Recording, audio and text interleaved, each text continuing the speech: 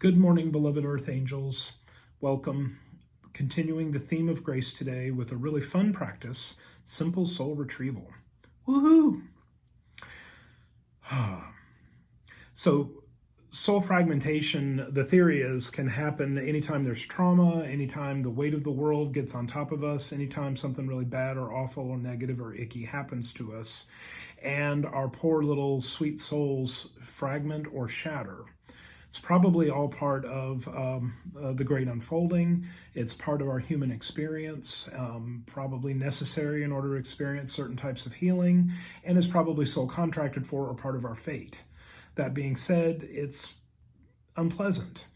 And maybe the only thing that makes it so, makes that unpleasantness worthwhile is the ability to heal it.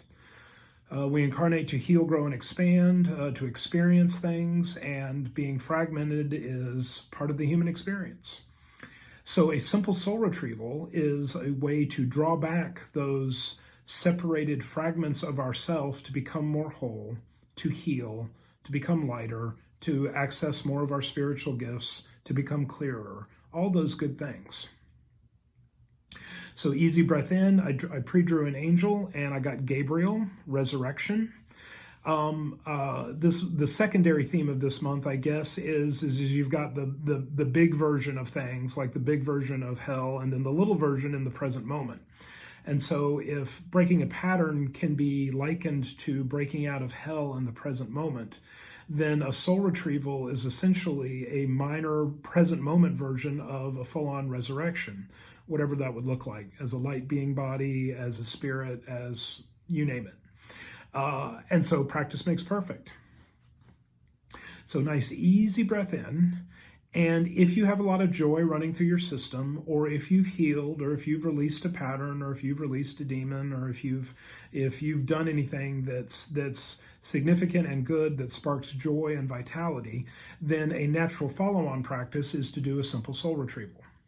And so let me go to the glasses for a second. And here we are. So for those of you that want to practice this, here's your chance. If you'd lengthen your spine, if you'd get into your heart, become heart-centered. If you would shift your consciousness to more of a prayerful place, or to a clarity of intention. I choose to call back absent parts of my being. I choose to call back my soul fragments. Yes, and usually with those 3 steps, if there's an easy soul retrieval available, then you'll feel the fragments coming in. I liken it sometimes to the rings around Saturn, where there's a bunch of rocks floating around a planet, they're in orbit, they're close, and some of them at some point will return home. They will find their way back and reintegrate with the main body.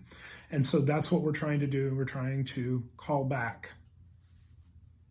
If you felt something, then you call up gratitude, and you repeat this practice as necessary. If you didn't feel something, if you feel a block or a hindrance, then you ask, what's blocking, or how do I heal this? And you make that your next priority.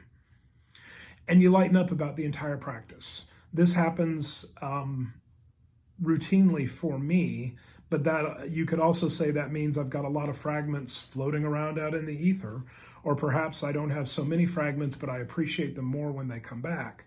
You also can't rush this. If it's not time, it's not going to happen, and there's no crime in that, especially if you're not charging for it.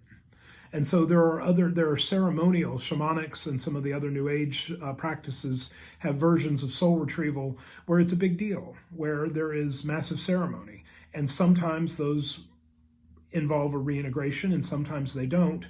And may we all find our right practice at the right time. Peace.